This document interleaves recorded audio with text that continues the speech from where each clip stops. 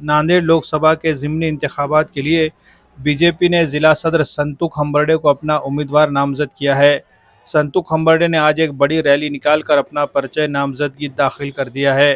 दिलचस्प बात यह है कि संतुक हम्बरडे के छोटे भाई मोहन हम्बरडे नांदेड़ जुनूब असम्बली हलके से कांग्रेस के उम्मीदवार है। यानी दो सगे भाई मुख्तलिफ पार्टियों से लोकसभा और विधानसभा के इंतखाबात में हिस्सा ले रहे हैं।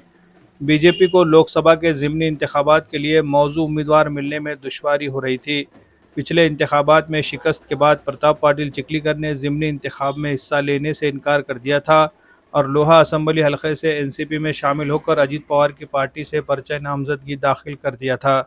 जबकि अशोक चौहान से लोकसभा के इंतखाबात में हिस्सा लेने की पेशकश की गई तो उन्होंने भी अपनी बेटी के इंतखाब की वजह बताकर लोकसभा का इंतखाब लड़ने से इनकार कर दिया। इस सूरत हाल में बीजेपी की आला क़यादत ने आखिरी वक्त में पार्टी के ज़िला सदर संतुक हम्बरडे को उम्मीदवार बनाने का फैसला किया है। ताहम संतुक हम्बरडे के लिए ये इंतखाब जीतना आसान नहीं होगा।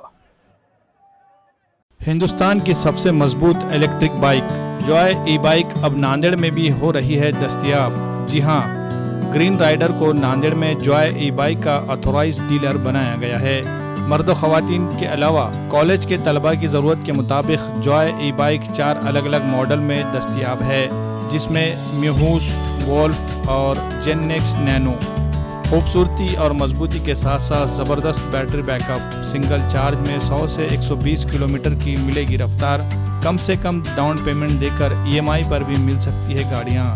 मज़ीद तफसीलात के लिए शोरूम का पता है ग्रीन राइडर जॉय ई बाइक, रूबरू शिव मंदिर, चैतन्य नगर, एयरपोर्ट रोड, नांदेड़।